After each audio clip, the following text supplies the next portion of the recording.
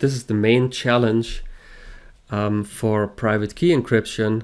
How do you securely share the key in advance? For this problem, quantum mechanics provides a solution.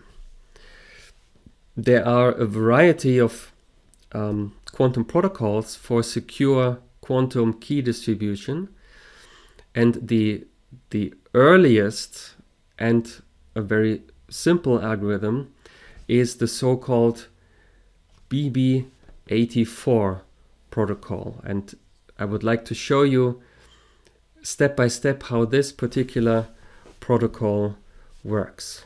It's named after the BBs, are the first letters of the last names of the two inventors, and 84, in 1984 it was published, so that's when it was first designed. So how can Alice and Bob share securely a key which they subsequently use for private key encryption? The protocol proceeds as follows. It requires 1 qubit at a time. So then that you see in the lowest line, there's a single line, that's a qubit in basis state 0. And then Alice creates 2 random classical bits. You remember, classical bits are denoted by these double lines. The coin flips symbolize the fact that these 2 classical bits are created randomly. And let's call them A and B. Alice uses these random bits in order to perform transformations on the qubit. The random bit A is used to control a Pauli X gate. So that's called a classically controlled Pauli X gate, symbolized by these double lines, meaning that if the classical bit A has the value 1, then Pauli X is applied, and so the basis state of the qubit is flipped. If the classical bit A is 0, then it's not applied, and the qubit remains in the basis state 0. The second random bit, B, is used to control a Hadamard gate. So same procedure. If it's 1, then a Hadamard gate is applied. If it's 0, then nothing happens. And if you remember, the Hadamard gate effects a rotation on the Bloch sphere, and it rotates the standard basis 0, 1 to the plus minus basis. Let's look at the possible states of the qubit after these 2 controlled operations, depending on the values of the 2 random bits. If both random bits were 0, then nothing happened, no transformation was applied, and the qubit is still in the basis state 0. If the first random bit A was 0, then no Pauli X was applied, and if at the same time the second random bit B was 1, then the Hadamard gate was applied, and the Hadamard gate transforms the basis state 0 to the plus state. If, on the other hand, A was 1 and B was 0, then a Pauli X was applied, and the basis state 0 was flipped to a basis state 1. And finally, if both random bits were 1, then first a Pauli X was applied, and you have a basis state 1 afterwards, and then a Hadamard was applied, and that creates a minus state. So you have 4 different states depending on the random bits A and B. And then Alice sends the qubit over to Bob. Now what does Bob do? Bob also creates a random bit, so yet another random bit on Bob's side. Let's call this a random bit B primed. And Bob also uses the random bit in order to perform an operation on the qubit that he has just received from Alice. Bob uses B prime to control another Hadamard gate. This increases further the number of possibilities. Let's have a look at the possible states after Bob's Hadamard gate, depending on the values of the now 3 random bits A, B and B primed. Let's not go through all 8 possibilities, but let's just pick a few to see the basic principle. So if all random bits were 0, then nothing happened at all, and the qubit is still in the basis state 0. Let's look at the next possibility, 001. Then, well, when Bob received the qubit, it was still in the basis state 0, but then Bob applied a Hadamard, and then it's in the plus state. Let's skip a few possibilities and let's look, for example, at the last line. So all random bits were 1. Then Alice first applied a Pauli X, creating a basis state 1. Then she applied a Hadamard, creating a minus state. And then Bob also applied a Hadamard, which basically undoes the previous Hadamard, and the qubit is back in the basis state 1. So here you have a catalog of all the 8 possibilities. And then Bob performs a measurement in the standard basis. And the outcome of the measurement is 0 or 1. And that's again a classical bit. And let's call that classical bit A primed. Now, after this is done, Bob announces, I did the measurement. I measured the qubit. It's done. Now, after this has happened, after this announcement, Alice sends over to Bob her classical bit B in order to give Bob the possibility to compare this classical bit B with his own classical bit B primed and check whether the two are identical, if they have the same value. So Bob checks that and then announces to Alice whether they were equal or not. Now, there's a 50-50 chance that they were equal or they were different. And now this announcement, this is Bob can do this publicly, so this is does not have to be confidential. Yeah, so Bob could ring Alice over a traditional phone line and say, hey, our 2 bits are equal or they are not equal. Have a look at this table below with the 8 possibilities. There's an interesting pattern. Whenever B and B primed are equal, so starting with the first possibility, there B and B primed are both 0. The state of the qubit is identical with the classical bit A. So A was had the value 0, and the qubit was in the basis state 0. Let's look at the next case where B and B primed are identical. That's the fourth line from the top.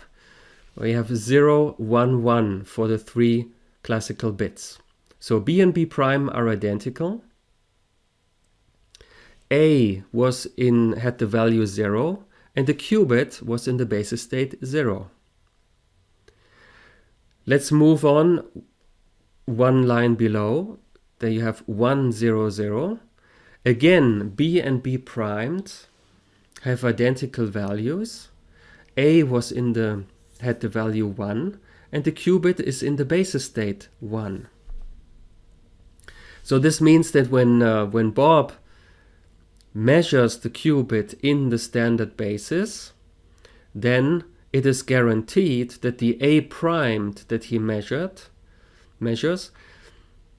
is identical to the A of Alice.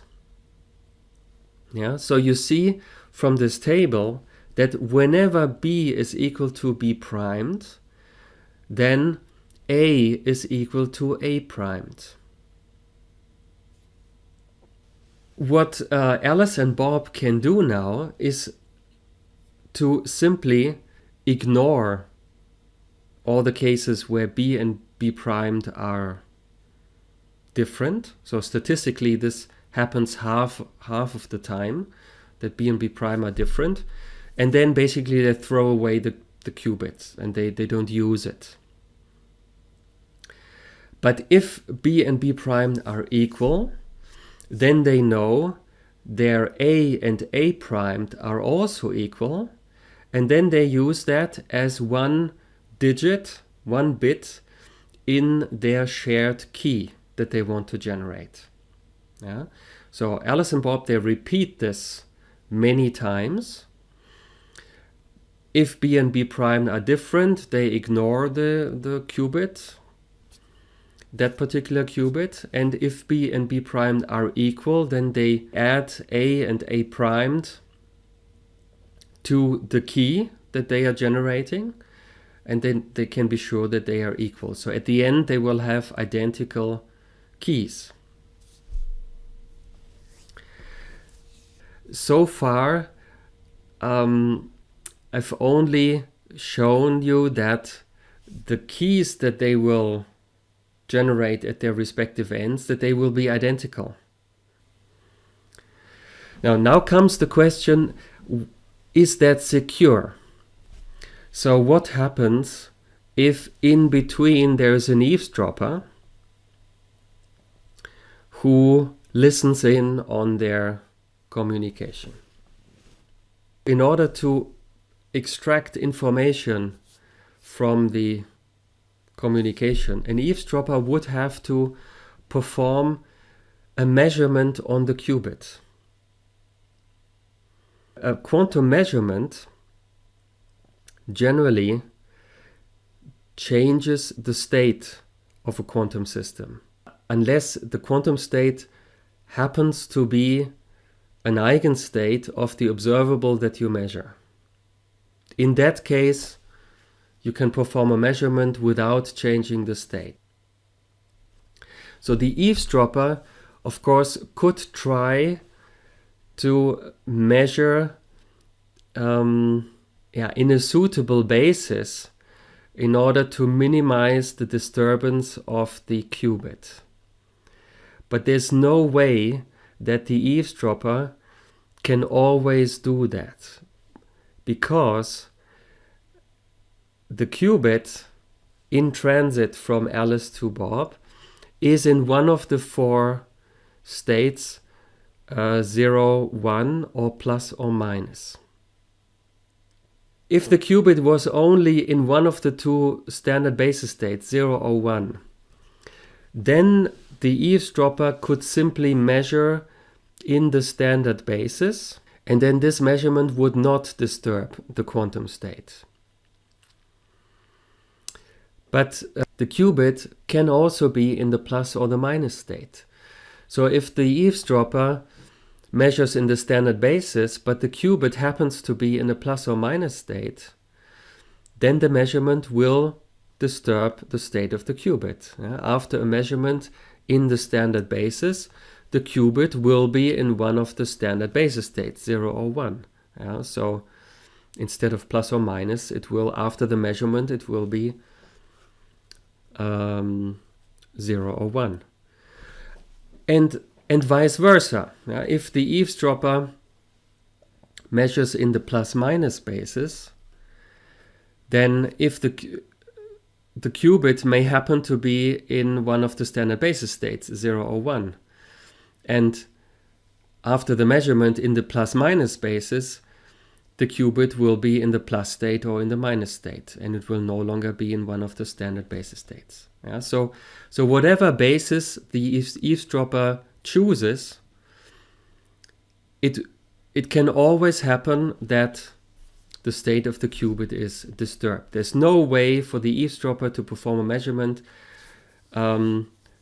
without disturbing the state of the qubit in any case. Now, since the transformations on Alice's side are random, each of the 4 possibilities occurs with probability 1/4. There's always a certain fraction of the qubits will be disturbed by the measurement of the eavesdropper. Now, the disturbance caused by the measurement of the eavesdropper, this disturbance has the effect that it is no longer true that whenever B is equal to B primed, then also A is equal to A primed. Consider a simple example. Let's say A is equal to 0 and B is equal to 1. So this means that the qubit enters the channel, the communication channel, in a plus state. Let's suppose the eavesdropper measures in the standard basis. And then after this measurement, the qubit will be in one of the standard basis states. So let's say in the basis state 0 again. Then let's assume that Bob's B primed is also 1. So Bob will apply a Hadamard gate and will transform the 0 state of the qubit once again to a plus state.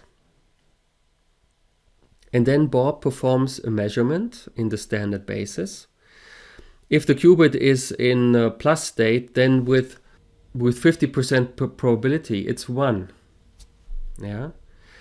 So this is an example where B was equal to B prime. They were both equal to 1. But with 50% probability, A prime is different from A. So it's no longer guaranteed that A prime is then equal to A. So what can Alice and Bob now do in order to secure their communication? They can create a shared key in the way that I described before. And they make the key sufficiently long that they add some redundancy. So they make the key longer than necessary. And then they take a sample from their key. So they agree, they talk on the phone and they agree, let's take the digits at position 5, 29, 76 and so on. So they specify the positions in the key. They pick these digits from the key and then they compare them with each other. And if they are different, if these samples from the key are different, then this is evidence that their communication was disturbed. And this is evidence for the presence of an eavesdropper. And then Alice and Bob conclude that their communication was not secure, that there was an eavesdropper in the middle, the communication was not secure, and then they abort the protocol. They just stop. And they say, okay, the line is not secure, we are not going to use the key. If, on the other hand, the sample is identical, or maybe allowing for just a little bit of noise, but if the two samples from the keys are identical, then they have the assurance that the communication was not disturbed, and therefore there cannot have been an eavesdropper, and this means the communication was safe and they can use the keys.